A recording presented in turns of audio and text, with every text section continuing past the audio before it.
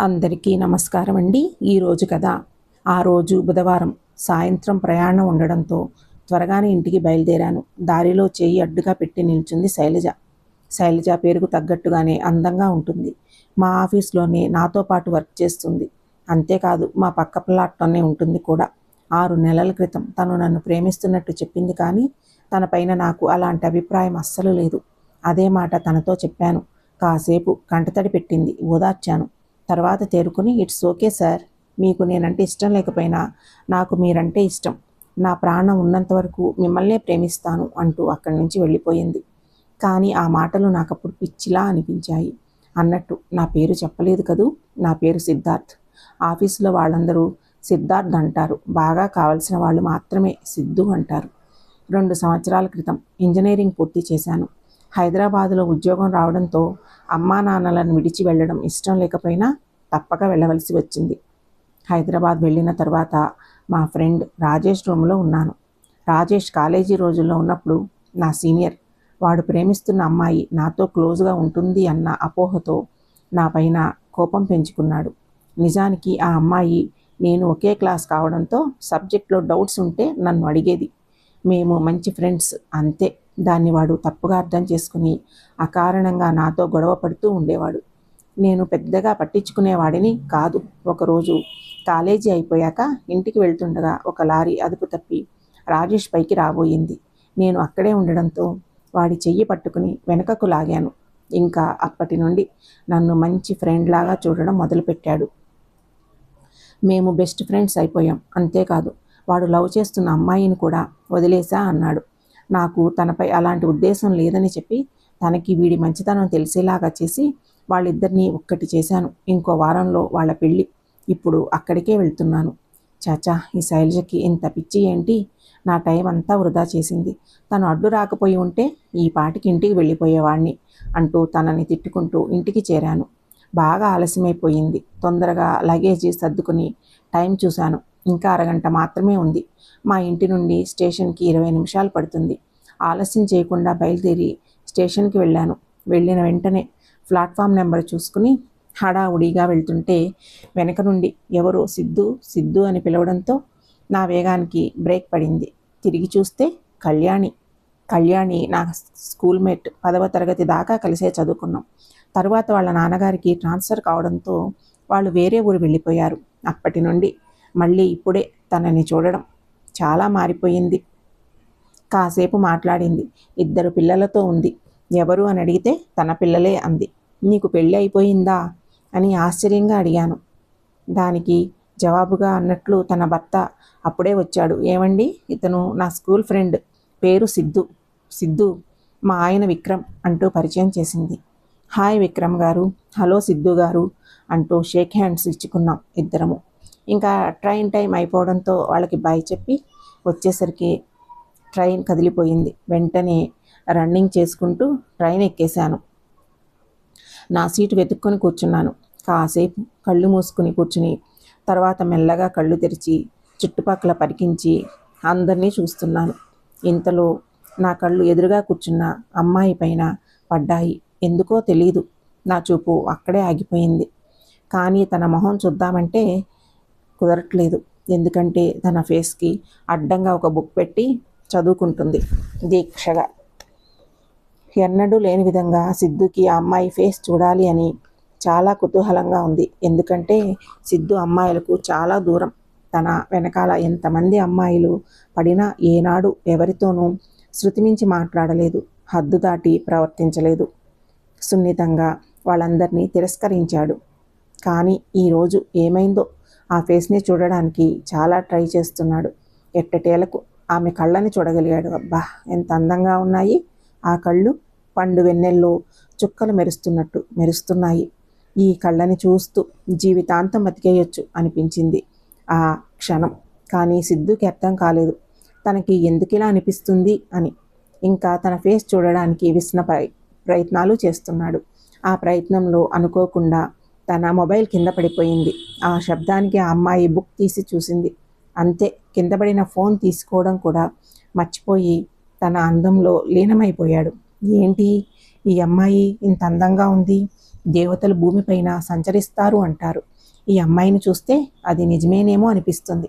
ఆ అమ్మాయి 25 ఇయర్స్ వరకు తనకు కనిపించకపోవడం ఆశ్చర్యంగానూ అనిపించింది. అప్పుడే చిన్నగా వర్షం మొదలైంది.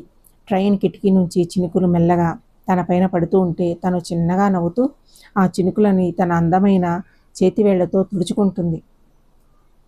తన చిరునవ్వుని చూసిన క్షణం అనిపించింది, ఈ నవ్వును చూస్తే యుద్ధాలు కూడా ఆగిపోతాయి అని. అలా తన వంక చూస్తూ ఉండిపోయిన నన్ను ఎవరో చెయ్యి పట్టి పిలిచినట్టు అనిపించి తేరుకుని చూశాను. అనుకోకుండా తన చెయ్యి నా చెయ్యి పైన ఉంది. ఏంటా అన్నట్టు ఆమె వైపు చూశాను. మీ ఫోన్ కింద పడింది అన్నట్టు సైగ చేసి చెప్పింది. ఆ సైగతో నా ఫోన్ కింద పడిన విషయం గుర్తొచ్చి చిన్నగా నవ్వి ఫోన్ తీసుకున్నాను. అప్పటికే కిటికీలో నుంచి వర్షం పడి నా షర్టు ఒకవైపంతా తడిచిపోయింది. తనని చూస్తుంటే షర్టు తడిచిన విషయం కూడా నాకు తెలియలేదు. దున్నపోతు పైన వర్షం పడినట్టే అయ్యింది నా పరిస్థితి. వెంటనే కిటికీ తలుపులు మూసివేశాను. కానీ తను మాత్రం తలుపులు మూయకుండా బయట నుండి వస్తున్న చినుకులలో తడుస్తూ ఎంజాయ్ చేస్తుంది. అప్పుడు అర్థమైంది తనకి వర్షం అంటే బాగా ఇష్టమని. అలా తన చిరు దరహాసాన్ని మందహాసాన్ని చూస్తూ కూర్చున్నాను. ఈలోగా ఆఫీస్ నుండి నాకు ఫోన్ వచ్చింది. నేను ఫోన్ మాట్లాడడంలో నిమగ్నమైపోయాను. ఫోన్ కట్ చేశాక తన వైపు చూడగానే తను వెంటనే నా నుండి చూపు తిప్పుకుంది. నాకు ఒక్క క్షణం ఏమీ అర్థం కాలేదు. ఆ అమ్మాయి నా వైపు చూస్తోందా? ఆ ఆలోచన కూడా నన్ను పిచ్చెక్కించేస్తోంది. నా మనసు ఆనందంతో పరిగెడుతుంది, గంతులేస్తుంది. అది నిజమేనా లేదా తను మామూలుగా చూసిందా అని కన్ఫర్మ్ చేసుకోవడాన్ని నా ఫోన్లో బ్యాక్ కెమెరా ఆన్ చేసి నేను ఫోన్లో లీనమైనట్టు కటింగ్ ఇచ్చి ఫోన్లో నుండి తనని చూస్తున్నాను. అప్పుడు అర్థమయ్యింది. తనని మొదటిసారి చూసినప్పుడు నాకు కలిగిన అనుభూతే తనకి కలిగిందని. ఎందుకంటే తాను కూడా నన్ను చూస్తుంది. నిజానికి నాకంటే ఎక్కువే నన్ను చూస్తుంది. ప్రతి 2 నిమిషాలకు ఒకసారి తన చూపు నా హృదయాన్ని తాకుతుంది. తను నన్ను చూస్తూనే నిద్రలోకి జారుకుంది. తన ప్రశాంతమైన ముఖాన్ని నేను అలా చూస్తూ కూర్చున్నాను. ఇంతలో వర్షం కూడా ఆగిపోయింది. తనని అలా చూస్తూ నేను కూడా కళ్ళు మూసుకుని నిద్రలోకి నెమ్మదిగా జారుకున్నాను.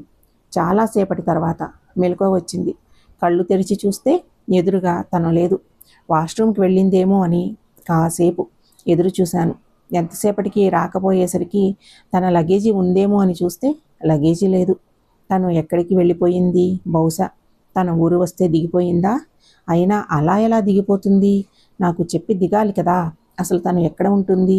తనది ఏ ఊరు? పేరు కూడా అడగలేదు. అసలు తన గురించి ఏ వివరాలు తెలియదు. ఇప్పుడు తన కోసం ఎక్కడ వెతకాలి?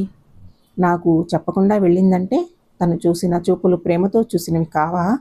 నేనే పొరపాటు పడ్డానా అని ఆలోచనలో ఉండగానే మా ఊరు వచ్చింది. దిగి అక్కడ నుండి ఆటో ఎక్కి రాజేష్ ఇంటికి చేరుకున్నాను. అందరూ పెళ్లి పనుల్లో బిజీగా ఉన్నారు. రాజేష్ నన్ను చూసి ఆప్యాయంగా లోపలికి ఆహ్వానించాడు. వారం రోజులు ఇట్టే గడిచిపోయాయి. పెళ్లి రోజు రానే వచ్చింది. అందరం రెడీ అయ్యి ఇంటి దగ్గర బయలుదేరాం. దారిలో గుడి దగ్గర ఆగి దేవుణ్ణి దర్శించుకుని కళ్యాణ మండపానికి చేరుకున్నాం. పెళ్ళి అనుకున్న దానికన్నా బాగా జరిగింది. నాకు ఆఫీస్ నుండి ఫోన్ రావడంతో పెళ్ళి అయిన వెంటనే హైదరాబాద్కి బయలుదేరాను. మళ్ళీ ఆ అమ్మాయి ట్రైన్లో కనిపిస్తుందేమో అని చూశాను.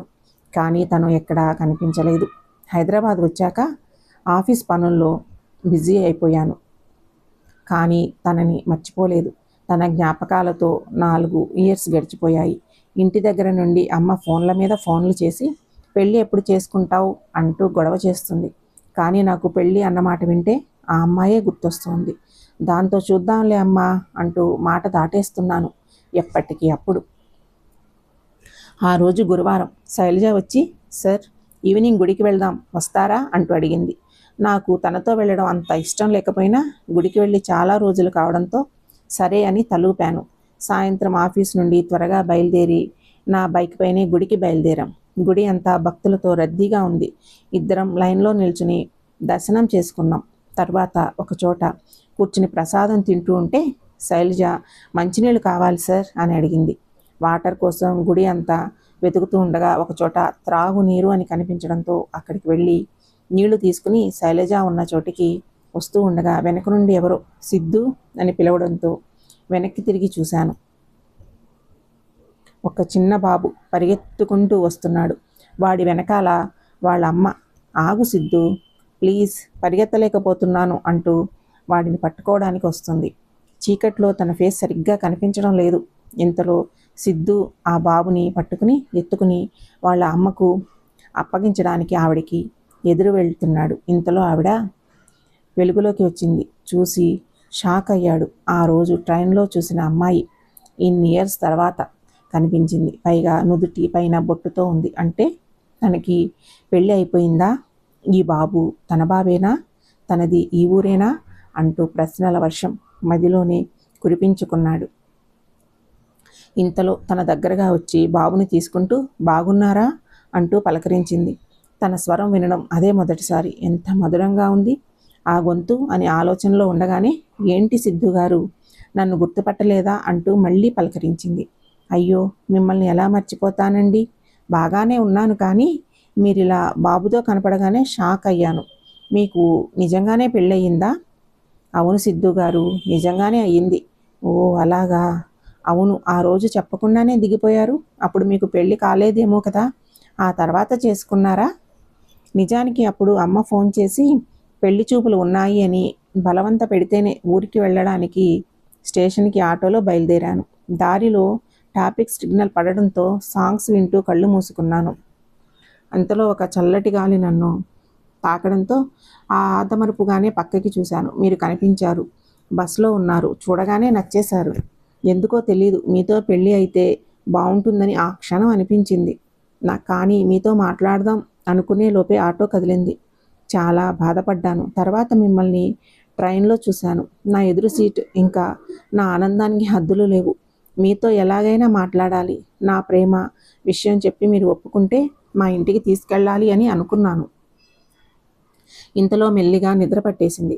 కాసేపటి తర్వాత మెలకువ వచ్చి లేచి చూసేసరికి మీరు నిద్రపోతున్నారు. మిమ్మల్ని లేపి చెప్పడం ఇష్టం లేక లేచే వరకు ఎదురు చూద్దాం అనుకున్నాను. కానీ ఈలోపు మీ ఫోన్కి మెసేజ్ వచ్చింది. అనుకోకుండా నా కళ్ళు ఆ మెసేజ్ పైన పడ్డాయి. ఫోన్ స్క్రీన్ పైన ఆ మెసేజ్ కనిపించింది. ఎవరో శైలజ అని ఉంది. ఐ లవ్ యూ సిద్ధు అని మెసేజ్ ఉంది. అంతే, నా హార్ట్ ఒక్క క్షణం ఆగిపోయినట్టు అనిపించింది. ఎవరు ఈ శైలజ ఐ లవ్ యూ అని చెప్పిందంటే లవర్ అయి ఉంటుందని అర్థమయ్యింది. అందుకే నేను దిగాల్సిన స్టేషన్ రాకముందే దిగిపోయాను. ఎందుకంటే మిమ్మల్ని అలా చూస్తూ నా మనసులో మాట చెప్పకుండా ఉండడం కష్టం అనిపించింది నాకు ఆ క్షణంలో. అలా అని చెప్పి మీ ప్రేమ మధ్యలోకి రావడం తప్పు అనిపించింది. అందుకే ట్రైన్ దిగిపోయి అక్కడి నుంచి బస్సులో మా ఇంటికి చేరుకున్నాను. అవును, ఇంతకీ మీ ప్రేమ ఏమైంది? మీరు పెళ్లి చేసుకున్నారా అంటూ అడిగింది కుతూహలంగా. ఆ మాటలకి నా కళ్ళల్లో నీళ్లు తిరిగాయి. మీరు ఒక్క నిమిషం ఇక్కడే ఉండండి, ఇప్పుడే వస్తాను అని శైలజ దగ్గరికి వెళ్ళి తన చెయ్యి పట్టుకుని తీసుకుని వచ్చాను. చూడండి, ఈ అమ్మాయే శైలజ అంటే నా ఫ్రెండ్, కేవలం ఫ్రెండ్ మాత్రమే.